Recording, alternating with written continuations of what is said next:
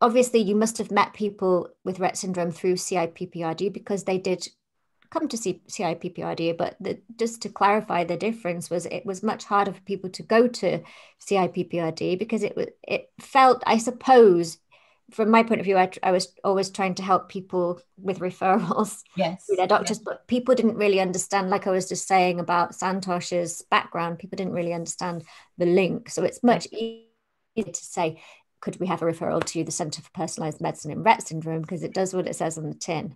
Yeah. Whereas this other clinic that was expensive is a bit more hard to justify. Yeah. So, but you will have met your first few patients with Rett syndrome there. Do you remember the first time you met someone with Rett syndrome? So actually, the first time I met someone with Rett syndrome was much sort of earlier. And I think it's sort of what I referred to earlier in our discussion as well, in terms of my, during my training, my child placement. Obviously, I was working with young people without learning difficulties or rare conditions at that time as well.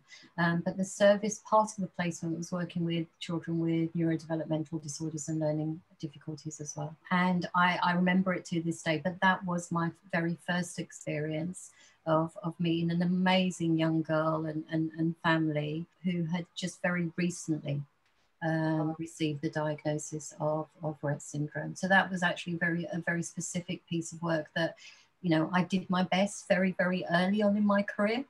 But those are the memories that sort of still stay with me to this day. And I suppose for me as a clinician, I like to think that I'm always still learning. Every young person, every family, you know, even if diagnoses are similar, but every young person and family are very different and should be regarded that way. It sounds very good that you had an experience, that everybody who was present had an experience where someone was recently diagnosed and there was a psychologist there.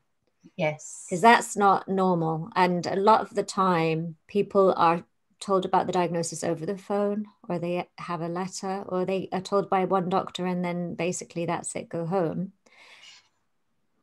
I think that's so important, Rachel. And I think, you know, whether it was that experience for me with that young person then, but again, that's why I really wanted to learn more and do this work as well as a psychologist, because at the time, yes, this occurs in Rett syndrome, but at that time, sort of a few decades ago, and unfortunately we still hear this now, that when families are given diagnosis, you know, whether it's Rett syndrome, autism, depression, etc., all of these diagnoses, the significance of the information that is being shared about one's child.